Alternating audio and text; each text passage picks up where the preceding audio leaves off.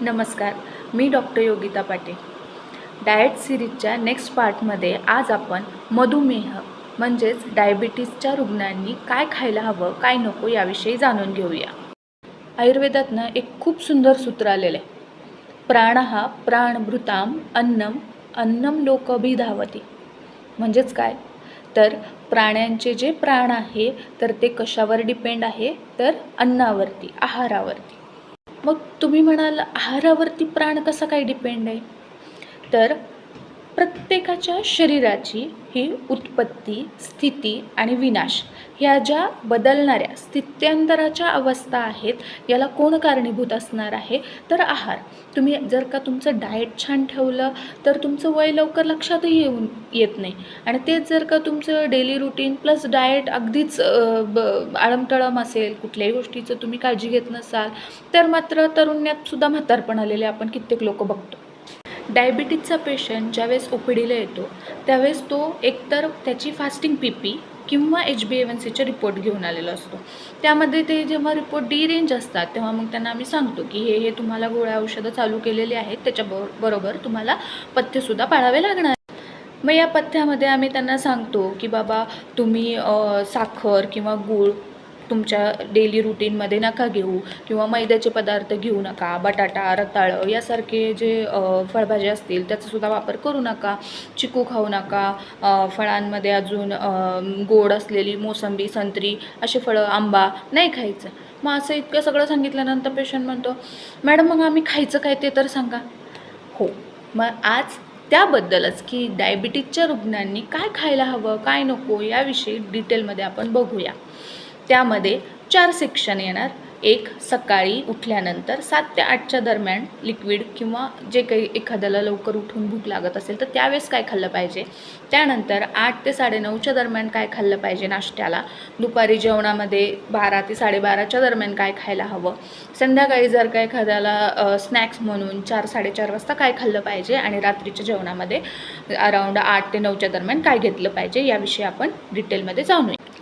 मग सकाळी 7 ते 8च्या दरम्यान तुम्हाला लिक्विडमध्ये तुम्ही जर का चहा घेत असाल तर चहामध्ये green tea, lemon tea, black tea, black coffee, पण ते विदाऊट शुगर तुम्ही घेऊ शकता.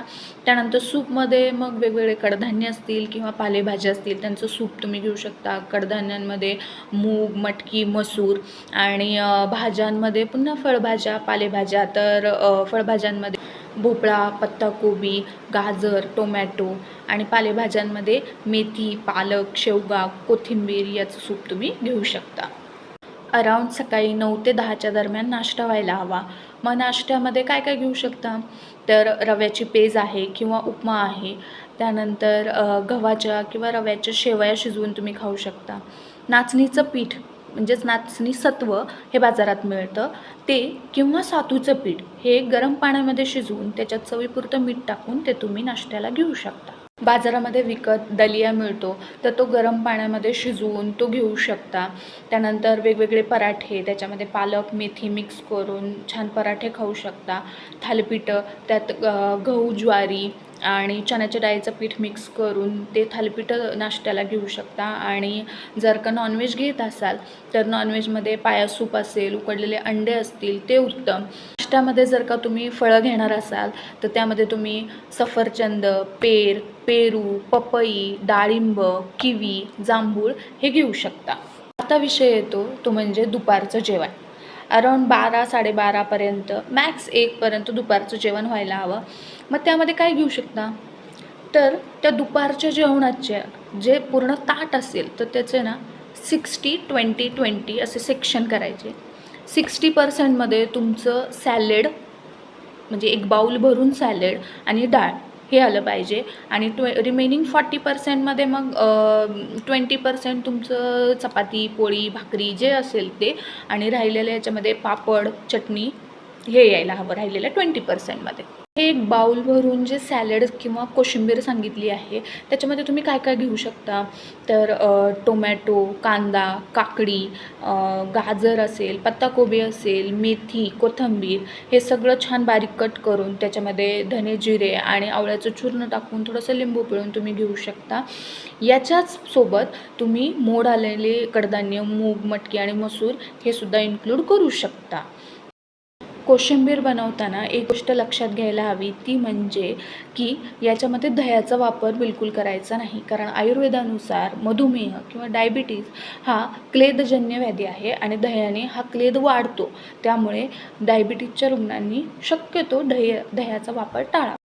भाज्यांमध्ये तुम्ही दुधी भोपळा असेल, दोडका, पडवळ, पत्ताकोबी, वांगे, गवार, फरसबी, घेवडा याचा वापर करू शकता. पालेभाज्यांमध्ये मेथी, पालक, शेपू, चुका ह्या भाज्या तुम्ही खाऊ शकता. कडधान्यांमध्ये मूग, मटकी, मसूर याचा वापर तुम्ही करू शकता.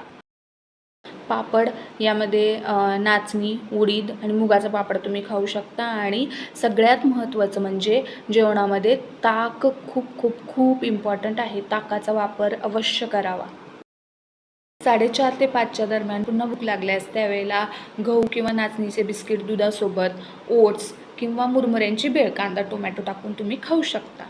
रात्रीचं जेवण हे अराऊंड 8:30 ते 9च्या दरम्यान व्हायला हवं. ते दुपारप्रमाणेच असावं. व्हिडिओ शेवटपर्यंत पाहिलात त्याबद्दल थँक्यू. अशाच वेगवेगळ्या हेल्थ टिप्ससाठी माझ्या चॅनेलला सबस्क्राईब करा आणि या व्हिडिओला लाईक आणि शेअर करा. थँक्यू.